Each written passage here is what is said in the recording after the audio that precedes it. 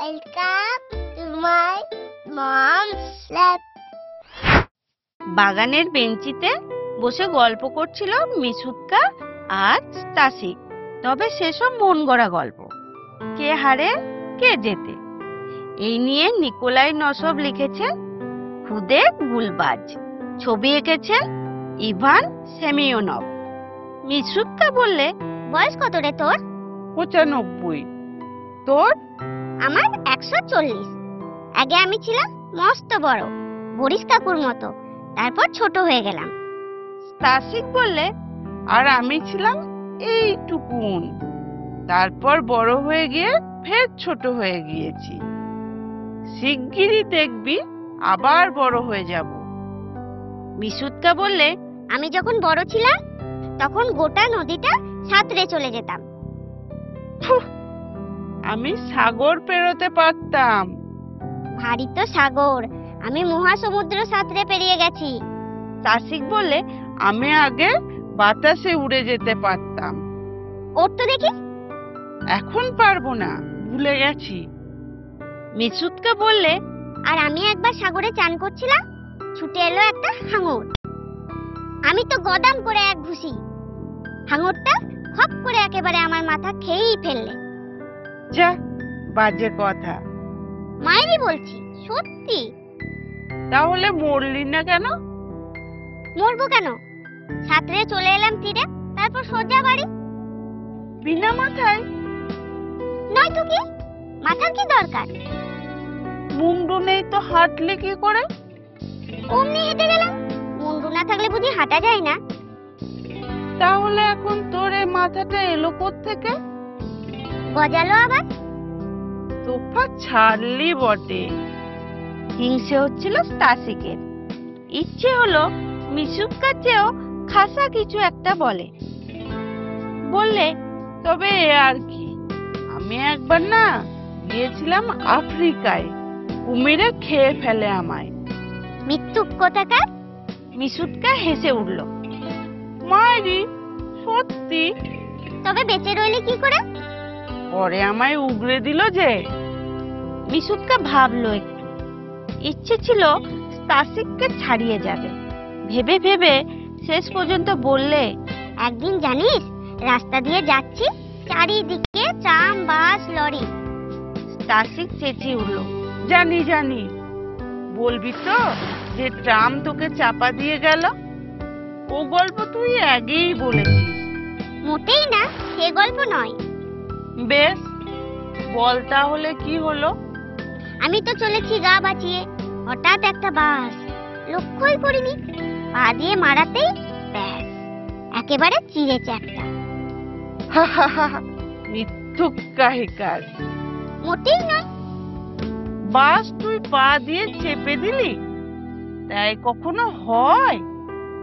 বাসটা যে একেবারে এইটুকুনি, খেলনা বাস, দড়ি দিয়ে টেনে নিয়ে যাচ্ছিল একটা ছেলে। এমন সময় এলো ইগোর। বেঞ্চিতেই বসলে ওদের সঙ্গে। মিশুৎকা আর স্টাসিকের গল্প শুনে টুনে বললে, ভুল মারছিস, লজ্জাও করে না? স্টাসিক বললে, আমরা তো কাউকে ধাপ্পা দিচ্ছি না, বানিয়ে বানিয়ে বলছি শুধু, গল্প বলার মতো। গল্প? মুখ বাঁকালো ইগোর। ভারী কাজ জুটিয়েছিস বটে। তুই কি ভাবিস বানিয়ে বানিয়ে বলা খুব সহজ বুঝি? নয় তো কি। মিশুৎকা বললে, বেশ, বানিয়ে বল দেখি একটা। ইগোর বললে, বেশ তো, দাঁড়া। মিশুৎকা আর স্টাসিক নড়ে চড়ে বসলো শুনতে। দাঁড়া।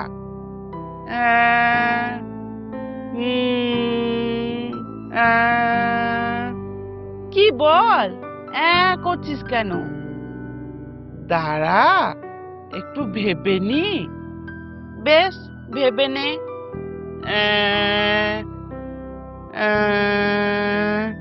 ফের শুরু করলো ইগোর।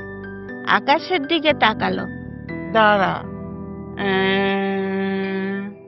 বললি খুব সোজা, তো এত ভাবছিস কি? দাঁড়া না। হ্যাঁ শোন, একদিন না আমি একটা কুকুরের পেছনে লেগেছিলাম। কুকুরটা খপ করে আমার পা কামড়ে দিলে। এই দেখ, এখনো দাগটা আছে। তা এর মধ্যে বানালি কি তুই? জিজ্ঞেস করলো স্টাসি। কিছুই না, যা হয়েছিল তাই বললাম। তবে যে বড় বললি বানিয়ে বলার ওস্তাদ তুই। ওস্তাদ তো বটি, তবে তোদের মতো নয়। তোরা কেবল বাজে সময় নষ্ট করিস। আমি কাল যা বানিয়ে বানিয়ে বলেছি তার একেবারে হাতে নাতে ফল। কিরকম ফল? তবে শোন, কাল সন্ধেবেলা না মা বাবা সব বেরিয়ে গিয়েছিল। ঘরে কেবল আমি আর ইরা। ইরা ঘুমিয়ে পড়লো। আমি আলমারি খুলে আধ বয়াম জ্যাম মেরে দিলাম। পরে ভাবলাম যদি ধরা পড়ি, বললাম কি, ইরাটা ঠোঁটে খানিকটা জ্যাম মাখিয়ে দিলাম। মা এসে বললে, কে জ্যাম খেয়েছে? আমি বললাম ইরা। মা দেখলো সত্যি ওর ঠোঁটে জ্যাম লেগে আছে। আজ সকালে মার কাছ থেকে বকুনি খেলো ইরা, আর আমায় আরো জ্যাম দিল। দেখলি তো কেমন ফল? তার মানে তোর জন্য অন্য বকুনি খেলো আর তুই দাঁত বার করছিস? বিশুৎকা বললে। তাতে তোর কি? কিছুই না, তবে তুই হলি একটা, সেই যে কি বলে, একটা মিথ্যেবাদী, বুঝলি? তোরাই মিথ্যেবাদী। যা ভাগ এখান থেকে, তোর সঙ্গে এক বেঞ্চিতে বসবো না আমরা। তোদের সঙ্গে বসতে আমার নিজেরই ভারী বয়ে গেছে। ইগর উঠে চলে গেল। বিশুৎকা আর স্টাসিকও বাড়ির পথ ধরল। রাস্তায় দেখলো আইসক্রিম বিক্রি হচ্ছে। পকেট হাতড়ে দেখতে লাগলো কটা পয়সা আছে। দেখা গেল দুজনের কাছে যা আছে তা জড়ো করে কেবল একটি আইসক্রিমই কেনা যায়। স্টাসিক বললে, একটাই কিনি, আধা আধি করে নেব। অনেক দিন খাইনি আইসক্রিম। দোকানি মেয়েটা একটি আইসক্রিম তুলে দিল ওদের হাতে। বিশুৎকা বললে, চল বাড়ি যাই, ছুরি দিয়ে কেটে ভাগ করব, একেবারে সমান সমান হবে। তাই চল। সিঁড়ির গোড়ায় দেখা গেল ইরা দাঁড়িয়ে আছে, কেঁদে কেঁদে চোখ ফোলা। কাঁদছিলি যে? জিজ্ঞেস করলো বিশুৎকা। মা আমায় রাস্তায় যেতে মানা করেছে। কেন? জ্যামের জন্য। আমি কিন্তু খাইনি, ইগোর আমার নামে লাগিয়েছে। ওই খেয়েছে বোধহয়, দোষ দিয়েছে আমার। বিশুৎকা বললে, ইগোরই তো খেয়েছে, ও নিজেই বলছিল। কাঁদিস না ইরা, চল তোকে আমার ভাগের আইসক্রিম দেব, আয়। আর আমি তোকে দেব আমার ভাগ।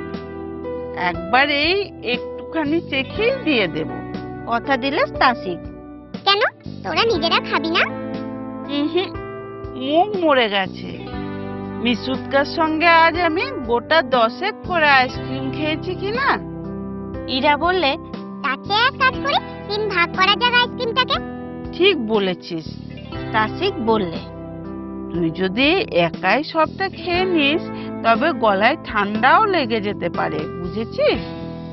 ঘরে ফিরে 3 ভাগ করা হলো আইসক্রিমটাকে। বিশুৎকা বললে, ভারী মিষ্টি রে, আইসক্রিম পেলে আর আমি কিচ্ছু চাই না। জানিস, একবার আমি পুরো 1 বালতি আইসক্রিম খেয়েছিলাম। যত বাজে কথা। হেসে উঠলো ইরা।